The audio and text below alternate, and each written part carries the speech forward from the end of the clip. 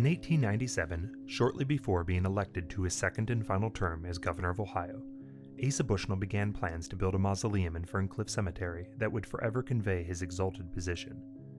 The cemetery had set aside a large lot at the tip of Section P, facing the Soldiers' Mound, for just this type of monument. In this period, one style prevailed in mausoleum design, that of the Greek temple. While by no means the first, the dedication of General Grant's tomb in New York City spurred interest in Greek Revival mausoleums across the country. Asa Bushnell participated in the dedication in April 1897. During this trip, he stayed at the Fifth Avenue Hotel, his preferred accommodation in the city. Between the luncheons and ceremonies, and a visit with President McKinley, the New York Times noted that Bushnell spent his free time attending to private business.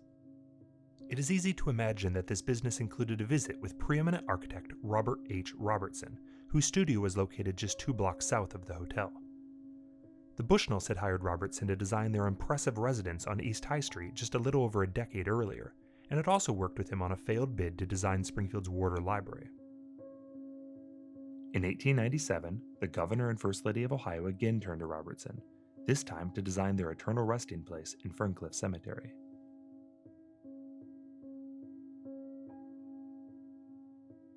Robertson presented the family with plans for an elegant Greek temple modeled on examples from the 6th through the 4th centuries BCE, which was constructed in October 1898 at a cost of $40,000.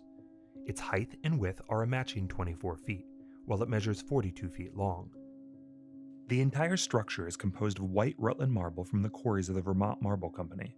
24 solid marble Doric columns support the roof, rows of 4 along the width, and 6 along the length. The mausoleum offers an instructive study of the archetypical Doric temple. Both the front and side elevations are perfectly symmetrical. The columns are near perfect replicas of those found at the Parthenon, and the supporting entablature, including the architrave, cornice, pediment, and triglyphs, are executed in exacting detail to those found in and around Athens. Robertson's goal, however, was not to simply replicate Greek architecture in the miniature. There was plenty of this appearing in cemeteries across the country, like the Fleischmann Mausoleum in Cincinnati's Spring Grove Cemetery. Instead, Robertson combined these precise classical forms with a second Renaissance revival flair. The Bushnell Mausoleum's open-air vault is formed by large marble panels with a repeating X grid. Above, decorative bronze grates secure the structure from unwelcome guests while casting a dramatic scene of light and shadow on the interior. The large bronze entry doors on each side of the mausoleum contain elements from both the panels and grates. All of the mausoleum's bronze architectural features were produced by the Winslow Brothers Company in Chicago, Illinois. The vault, which measures 21 feet by 21 feet square, contains 6 ground-level crypts, one for each member of the family: Asa, Ellen, Fanny, Alice, Harriet, and John. They are covered by solid slabs of marble, each weighing approximately 1,200 pounds. The first space was reserved for Alice, who had died in 1864 from the effects of whooping cough, a few months shy of her 2nd birthday. The second burial was the governor himself, who was stricken with apoplexy while attending Governor Herrick's inauguration in 1904.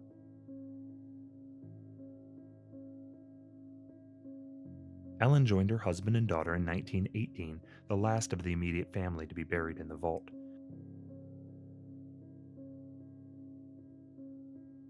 Fanny, Harriet, and John opted instead to be buried with their families. These 3 crypts were later filled by descendants of Harriet Bushnell Diamond. The Bushnell Mausoleum has been the cemetery's most recognizable feature, as well as a beloved community landmark since its completion in 1898. A white marble temple set in a lush green landscape of rolling hills and handsome trees.